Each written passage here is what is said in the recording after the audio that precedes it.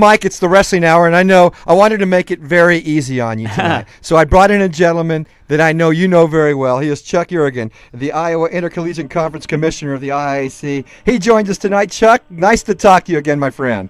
And great to talk to you too. I hope you're keeping that guy Ferlazzo in line. I don't know that I've ever been on the same Friday night with Michael, so the pressure is now on. He keeps me in line at the Iowa Conference Track Championships, though, don't you, Chuck? I do not. You keep me in line. You keep me in line. Well, Chuck, it's been a great time since you've became the commissioner a few years back. How are you enjoying things today?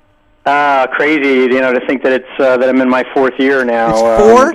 Yeah. Is it really? Oh, my goodness. Chuck, it seems like only yesterday when I first saw you out of work. I know. And things are going great. The job is everything and more that I expected it to be. And it's just a great group of schools to be associated with. And both on and off the field, we're pretty successful, pretty good conference, and that certainly makes it. That makes it pretty nice. Actually, he's getting some Division III love tonight on national television. Sitting here watching Whitewater and Mount Union going at it in the Division III championship game on ESPN too. So that sounds right very now, familiar, Chuck. yeah. Seventh time, and there are lots of stuff going on the message boards this week about whether that's good for Division III football, and we all have our own thoughts. But it is nice to see Division III kids on national television, and right now it's going fairly well for the Warhawks and not so well for Mount Union as they're in the fourth quarter, and I think it's 10-0 right now. So. It's just been a great experience to come out here, and I know Mike's got some roots on the East Coast as well, and been pleasantly surprised with what we found, both personally and professionally here in Iowa. Well, of course, the Iowa Conference is a wrestling power in Division III, but we're going to start since you brought it up about Division III football. You got some points of pride right now with Division III football since you just had a National Player of the Year award winner in the Ghilardi Trophy. Talk about that a little bit, Chuck. I mean, kids like Michael Zwiefel obviously don't come along, very often. These, Division III Heisman Trophy, which is the Gagliardi Trophy, just found that out this past Wednesday when they made the announcement down in Salem as part of the national championship celebration. As big an accomplishment, academic All-American of the Year in Division III football. And then also was in New York a couple weeks ago as a National Football Foundation Scholar Athlete finalist, and ended up not winning the Campbell Trophy, which goes to the top kid in that award. But Michael's he's a special kid. He's a special talent. The all-time leader in Division III receptions. I've gotten to know him a little bit just as his work with the Student Athlete Advisory Committee at the University of Dubuque, and just a wonderful piece of national publicity for our conference, and well-deserved for Michael, and well-deserved for the IAC. Yeah, and how special was it for Dubuque this year? Because, of course, they won the championship and made it to the NCAA tournament for the first time in some time, and, of course, he was the hallmark of that program, too. He was, and got some help from Wyatt Hannes, who's a quarterback, and actually was named the National Junior of the Year. So he'll be back next year. They'll have some pieces to replace there at Dubuque, but yeah, very special year for Dubuque football and for the athletic department generally, and they seem to have things going in a pretty good direction there.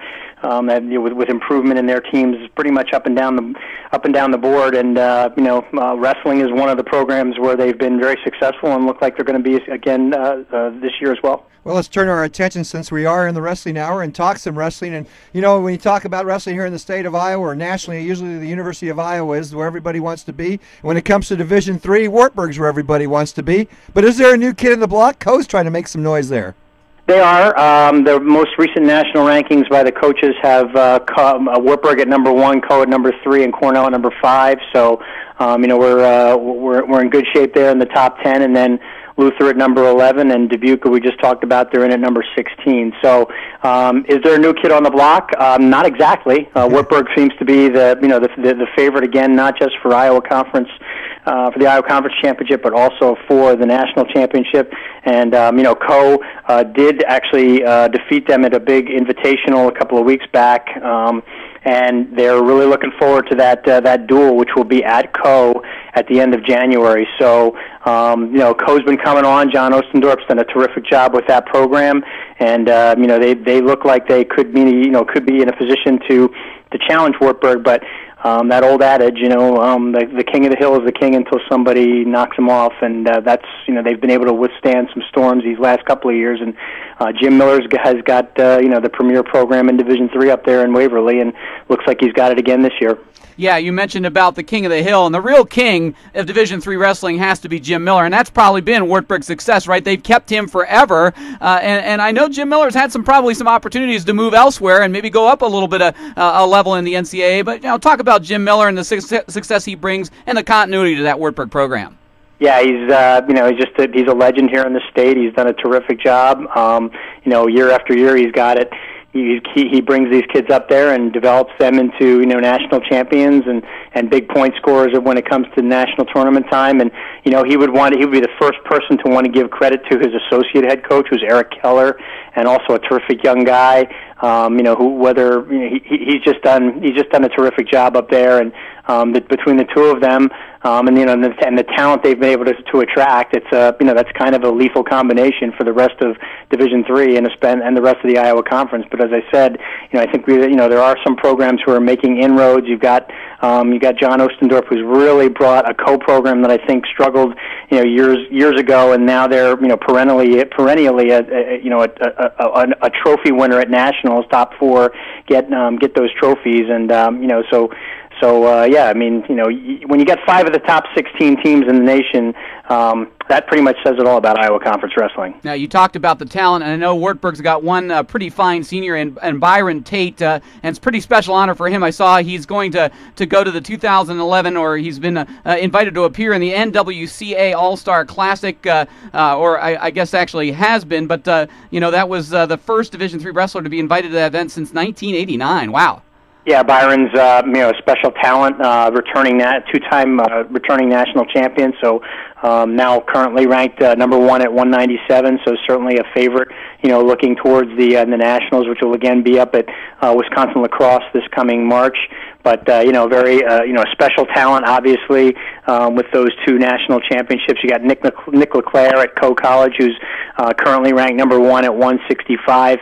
And a young guy, Daniel Mendoza, up at Luther, who's the number 1 ranked kid right now at 125. So, when you're looking at those kinds of rankings, you're looking at people who are likely going to get you some big points come the national tournament. But you're right, Mike. Terrific kid, Byron Tate, and probably is in a class by himself. Really, in our conference, he was the Dick Walker Outstanding Wrestler at our championships last year, and is probably going to be a favorite to win that award again. The Iowa Conference Championships this year will be at Coe on Friday, February 24th, with the JVs starting in the morning, and then the varsity competition all day, leading up to the finals in the evening. And Iowa Public Television will televise it live again, so that'll be a special day in Cedar Rapids. We are on the Wrestling Hour of Friday Night Live, the Winter Sports Edition. He is Chuck Yriroyen, the Iowa Intercollegiate Athletic Conference Commissioner, as we talk the world of wrestling in the Iowa Conference. And Chuck, one thing we like to talk about, not only our Division I schools, Upper Iowa and Division II, our Division III schools and community college. You're a part of the Division III programs. A lot of those rosters filled with kids out of the Iowa high school halls, and I know kids come from around the country to the great schools here in the Division III programs in the IAC, but a lot of those kids and these student athletes come from the Iowa high school halls, and the parents, it's kind of nice because the parents still get to keep up with their kids that way. It does, and it's I think it's a tribute to the state that not just in wrestling, but in a lot of sports where we're fielding a lot of Iowa Conference kids. And when you look at the overall excellence of our league, we had 4 teams, 4 soccer teams, 2 men's and 2 women's teams that hosted first round games, and you don't get to host first and second round NCAA games if you haven't had a good season. When you look at our sports pretty much up and down the line, and you're talking about a lot of Iowa high school kids who are making up those rosters. We do very well in the Learfield Sports Directors Cup standings every year. That's based on how your teams do in NCAA championships, and you're right. It speaks well of the state, of the kind of instruction they're getting, and coaching that they're getting as undergrads, and then move on to our 9 schools. Now, Chuck, of course, you and I both came from the East Coast. I know I came from Central Pennsylvania originally, where wrestling was really quite big. But when are you going to give guys give that up and say you're an Iowan now? Well, that's what I'm getting to, Tony. Now, hear me out, all right? As big as wrestling was in Central Pennsylvania, and obviously you saw it on the East Coast as well, how have your eyes been opened to how big wrestling is in this state? Oh, it's crazy. I mean, I guess my first really big experience with wrestling was when Princeton hosted the 1984 Division I Nationals at Brendan Byrne Arena at the Meadowlands, and I went to Syracuse, and basically Syracuse wrestling was you went to watch Gene Mills wrestle at 118, I guess at that point, or maybe I might have the weights wrong, but whatever the lowest weight class was back in the dark ages when I was in college, you went and you watched Gene Mills and then you left. So to see that kind of passion back, at nationals.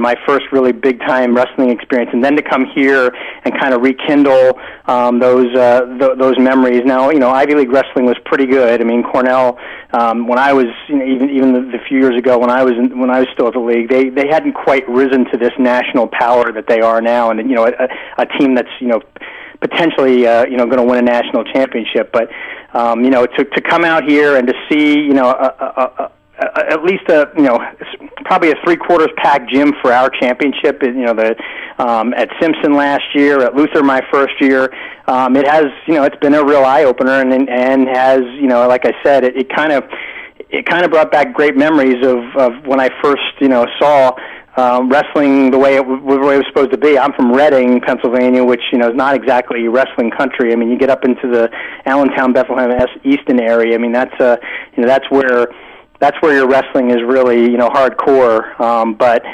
no harder core than it is in this state, and and the excellence that you see at all levels, really impressive. Chuck, it's been outstanding getting back in touch with you. We'll definitely do it again here once we take this break and get back to the first of the year.